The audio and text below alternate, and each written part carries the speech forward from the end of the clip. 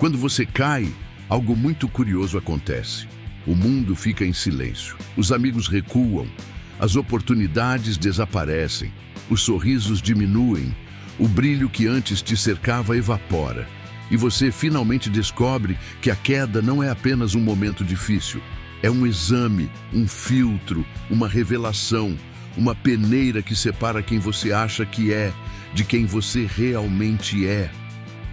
A verdade nua e crua é a seguinte: você só sobe quando aguenta cair. Esse é o código silencioso que molda todos os homens e mulheres que deixaram marcas profundas na história. É a lei que governa os fortes e expõe os fracos. O mundo não se impressiona com quem nunca caiu. O mundo respeita apenas aqueles que, mesmo esmagados pelo peso, encontraram força onde não havia força, visão onde não havia esperança e disciplina onde não havia nenhum incentivo externo. Maquiavel dizia que a fortuna é como um rio violento. Ele destrói tudo que encontra pela frente, exceto aqueles que construíram margens fortes o bastante. É exatamente isso que acontece quando a vida te derruba. Ela está testando as suas margens, testando a estrutura que você construiu por dentro. Cada queda revela o quanto você realmente aguenta e o quanto você ainda precisa se tornar. Pense em Thomas Shelby, não o herói, não o estrategista brilhante, mas o homem silencioso, sentado sozinho, encarando a própria mente como quem encara um campo de batalha. Thomas não se tornou poderoso quando venceu guerras externas. Ele se tornou poderoso quando sobreviveu às guerras internas, às perdas, às memórias, à culpa, ao vazio. E a queda dele, a morte de Grace, a culpa pela família, os inimigos crescendo, as traições internas, não o destruiu. Ela o moldou. Ele só subiu porque suportou cair. Essa é a primeira grande verdade. A queda é o treinamento invisível dos grandes, o início de tudo. O problema é que a maioria das pessoas desmorona na queda porque esperava conforto, esperava justiça, esperava que o mundo entendesse seus sentimentos, que alguém aparecesse para segurá-la, que o universo respeitasse sua dor.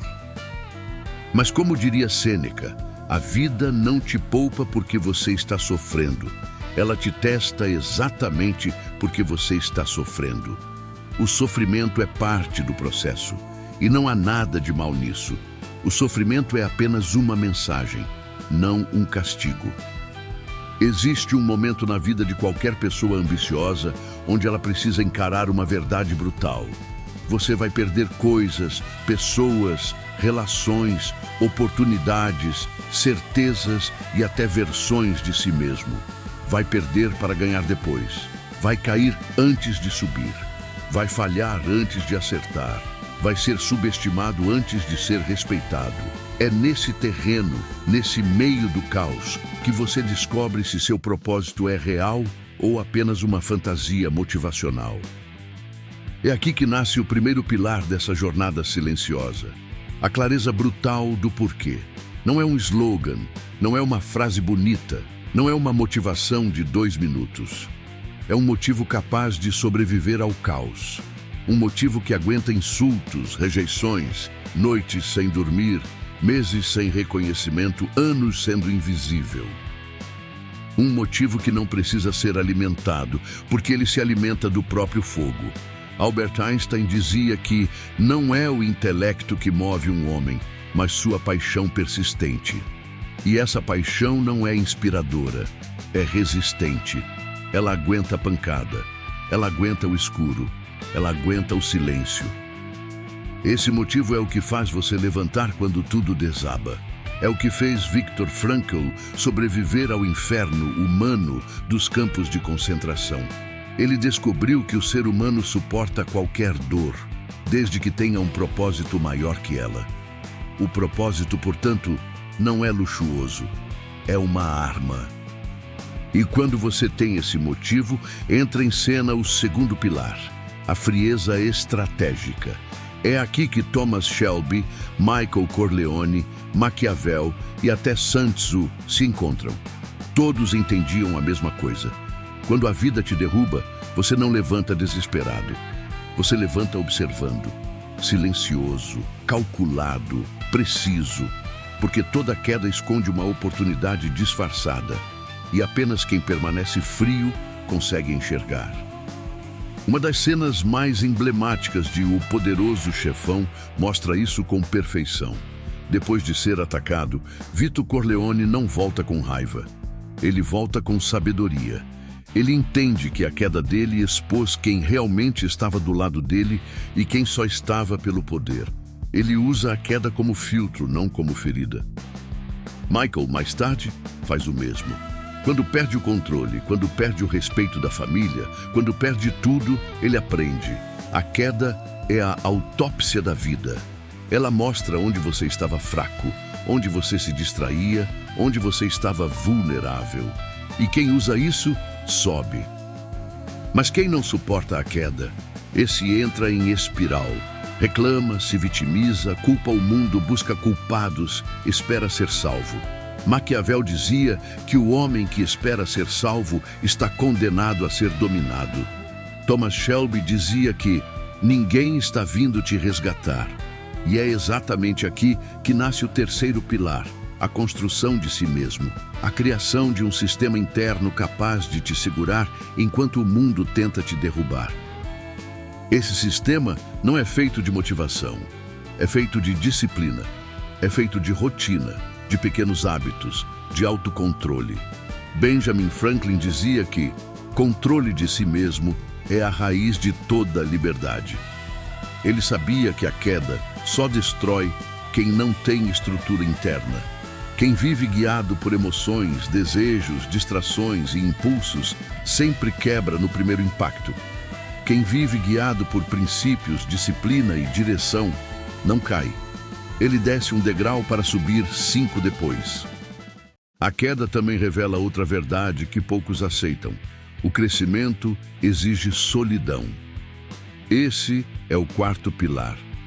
Quanto maior sua ambição, mais a vida vai te isolar. Vai tirar pessoas que não servem mais ao seu processo. Vai afastar vozes que te confundem. Vai puxar você para longe de todo barulho, porque crescimento exige silêncio. Nietzsche dizia que grandes alturas se alcançam sozinho. Mandela descobriu isso na prisão. Thomas Shelby vive isso em praticamente todos os episódios. Ele está cercado de gente, mas sempre sozinho nas decisões. Sempre isolado emocionalmente, porque o alto desempenho cobra um preço. Você precisa pensar mais do que sentir. E a maioria das pessoas não aguenta essa solidão porque confunde ela com abandono. Mas solidão não é abandono. Solidão é lapidação. Quanto mais você cresce, mais seletivo precisa ser. E quanto mais seletivo você é, mais silencioso se torna seu caminho. Por fim, existe o quinto pilar, aceitar a lei da vida que ninguém quer admitir. Grandeza exige queda. Não existe homem forte que não foi quebrado. Não existe mulher poderosa que não chorou no escuro. Não existe líder que não teve a alma destruída alguma vez. Não existe ascensão sem colapso temporário. Roosevelt dizia que o preço da grandeza é responsabilidade. Naval Ravikant reforça: quem suporta a dor que outros evitam conquista o que outros nunca terão. Em outras palavras, a vida te derruba para te preparar, te testa para te treinar, te desafia para te refinar. Tudo que você considera injusto hoje está construindo a sua força de amanhã. Tudo que está difícil agora está ampliando a sua capacidade. Tudo que parece pesado está ajustando você ao próximo nível. Os fracos caem e perguntam: por que comigo? Os fortes caem e perguntam: o que isso está tentando me ensinar? E os grandes caem, levantam e dizem: me dê mais. É esse me dê mais que transforma pessoas comuns em lendas. É esse me dê mais que transforma dor em poder, queda em crescimento, fracasso em renascimento. É esse me dê mais que separa o homem que reclama do homem que conquista, o homem que desiste do homem que volta maior, o homem que afunda do homem que aprende a nadar no meio da tempestade. A verdade final é essa: você não sobe apesar da queda, você sobe por causa dela, porque cada queda te dá uma nova arma, uma nova visão, uma nova força, uma nova dureza, uma nova precisão. Cada queda destrói a sua versão fraca para revelar a versão forte que você precisa ser. Cada queda te aproxima mais do topo, desde que você aguente. Você só sobe quando aguenta cair, quando para de pedir conforto e começa a pedir clareza, quando para de fugir da dor e começa a entender a mensagem, quando para de buscar aprovação e começa a buscar direção, quando para de se vitimizar e começa a se reconstruir, quando para de culpar o mundo e começa a liderar a si mesmo. A vida não está tentando te destruir, ela está tentando te lapidar. E quanto maior a pressão, maior a joia. No final, só existe uma pergunta importante: você quer mesmo subir? Porque se quiser, a queda é inevitável, e a queda é necessária, e a queda é o seu treinamento. Se você aguenta, você sobe. Se você aprende, você domina. Se você persiste, você se transforma. E se você continua, ninguém te para. Esse é o caminho dos grandes. E se você chegou até aqui, já faz parte dele. Existe ainda um último ponto, sutil, mas decisivo, que poucos realmente compreendem. A queda revela aquilo que você realmente teme. E enquanto o medo te controlar, você nunca vai subir. O medo é a força invisível que mantém homens brilhantes vivendo vidas pequenas. É o que prende pessoas inteligentes em rotinas medíocres. É o que paralisa talentos que poderiam transformar o mundo. O medo não aparece quando tudo está bem. Ele aparece quando a vida puxa o tapete, quando você perde algo que considerava garantido, quando sua identidade começa a rachar. A queda expõe o que você tenta esconder até de si mesmo. Nietzsche dizia que o medo profundo está por trás de todo comportamento de manada. É por isso que tantos desmoronam. Não porque o mundo é cruel, mas porque nunca enfrentaram a própria sombra. E essa sombra, seus medos, suas inseguranças, seus traumas, seus vazios, cresce no escuro da inconsciência. A queda acende uma luz lá dentro, uma luz que revela tudo aquilo que você sempre evitou olhar. Carl Jung explicava que nenhum indivíduo se torna inteiro sem antes descer até sua própria escuridão. Esse caminho não é bonito, não é confortável, não é instagramável, mas ele é necessário, porque enquanto você não enfrentar aquilo que te assombra, você sempre vai ser menor do que poderia ser. A queda é uma descida forçada a esse território interno. E é lá, na parte mais funda, que você encontra a sua verdadeira força. Pense em Michael Corleone. Sua queda não foi apenas externa, foi moral, ética, emocional. Ele se viu diante da própria sombra, diante da própria frieza, diante das escolhas que o transformaram em algo que ele mesmo temia. E mesmo assim, ele não fugiu. Ele encarou. E justamente por isso subiu. A tragédia de Michael não está em ter caído, mas em ter descoberto tarde demais que subir também cobra um preço emocional. Essa é outra verdade que poucos têm coragem de admitir. Toda ascensão exige um sacrifício. Não existe topo sem perda. Não existe poder sem renúncia. Thomas Shelby também sabia disso.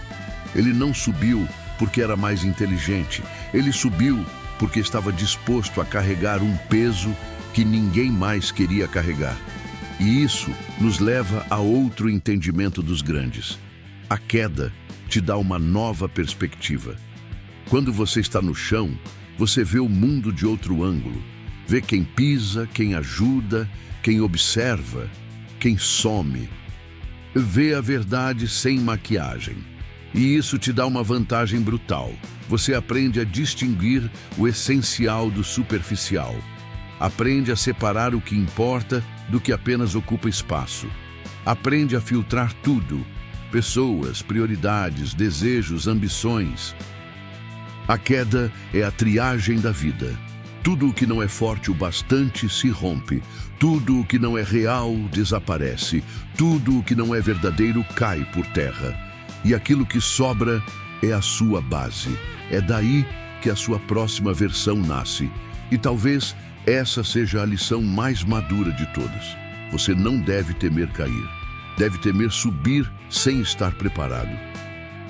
Porque subir sem estrutura é um pedido silencioso para despencar ainda mais forte depois. Maquiavel alertava que aquilo que cresce muito rápido cai muito rápido. Ele sabia que a base é o que determina a altura que você aguenta alcançar. Por isso, a queda te fortalece.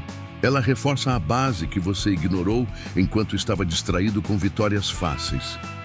A vida, quando quer te dar algo grande, primeiro te deixa sozinho com você mesmo. Primeiro te quebra, depois te pergunta: e agora? É essa resposta que define seu destino. É aqui que o homem comum desiste, o homem fraco reclama e o homem grande desperta, porque ele entende que tudo isso faz parte do processo, que nada está fora do lugar, que a queda não é um erro, é o design da evolução humana. E quando você finalmente sobe, quando olha para baixo e vê tudo o que já enfrentou, tudo o que já superou, tudo o que já perdeu e reconstruiu, você percebe que não subiu pelo sucesso. Você subiu pela capacidade de sobreviver a si mesmo. Pelo equilíbrio quando tudo queria te desequilibrar. Pela persistência quando tudo dizia para parar. Pela fé quando a esperança parecia inviável. Pelo caráter quando ninguém estava olhando. A vida recompensa isso, não de imediato, não de forma óbvia, mas recompensa porque no fim a vida não está testando suas habilidades, está testando o seu espírito, e é por isso que você só sobe quando aguenta cair. Se você chegou até aqui, meu agradecimento é simples e sincero. Se esse conteúdo te fez refletir, faça algo para crescer e fortalecer dentro de você. Se quiser apoiar esse trabalho, deixa o like, se inscreve no canal e compartilha. Agora siga firme, siga afiado em seu caminho.